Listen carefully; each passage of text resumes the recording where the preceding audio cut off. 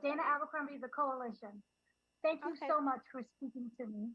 By playing Daughters of Witches, what I want to know is what insight do you feel that brings to the understanding or even the misunderstanding of the Jedi and themselves? Ooh. Well, I think that the witches have a different conception of force using than the Jedi do. Um, which literally makes some people feel frustrated because I think people feel very protective around the Jedi and the way that they wield the Force. However, different relationships to the Force is kind of the foundation of Star Wars, and so it felt important to us when portraying the children, in particular, that you see how their Force wielding works. It's this connection to natural elements. It's this balance between all living things.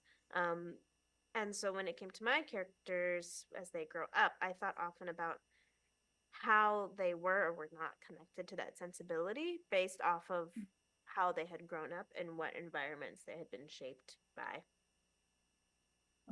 And so, what's interesting also with the characters you play, there's a spiritual and intellectual duality within both of them. And I wanted to know how does that, or for you approaching that, challenges the definition of good versus evil. But there's also that gray line of understanding because you're playing both characters. Totally. Yeah, that's such a great way to put it. Yeah, it felt really important to me that I have full empathy for both of them. And I was actually surprised by writing May's backstory was actually a lot easier for me than it was to write Osha's. Osha at times was challenging for me because I wanted to define her in so many different things.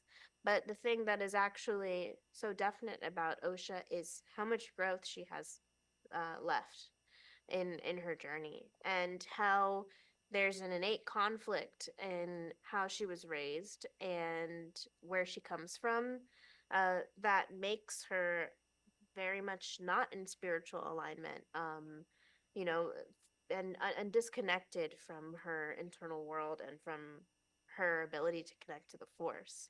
And so that actually was a lot more complicated and challenging to emotionally wrap my head around, than it was someone who is very comfortable in themselves.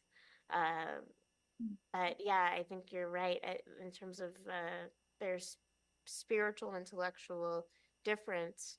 Uh, they have a different relationship to expression in general, and that felt important to me. That Osha's form of expression was internal, and that May's was external. By them being separated, do you approach it also as nature versus nurture? Definitely.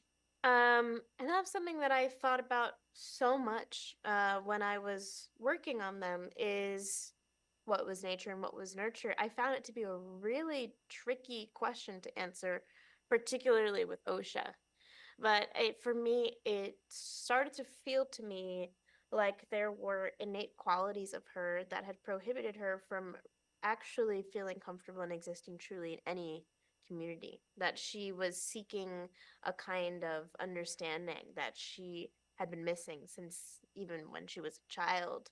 Um, but I do think that uh, OSHA's has been conditioned in certain ways by her upbringing that have prohibited her from finding that natural place within which she belongs.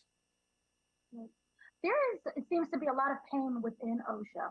And so I wanted to know, do you feel that she is able to heal? Or is this something that for this moment, even what she's doing she thinks is right is her way of healing? Oh, that's a great question.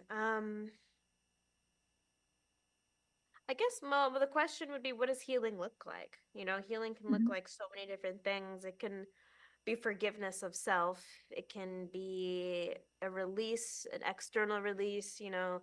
Um, I think that the point that we see her now she has so much growing to do, and so much forgiveness of self really to do, like self acceptance, compassion towards self, that I think that she lacks.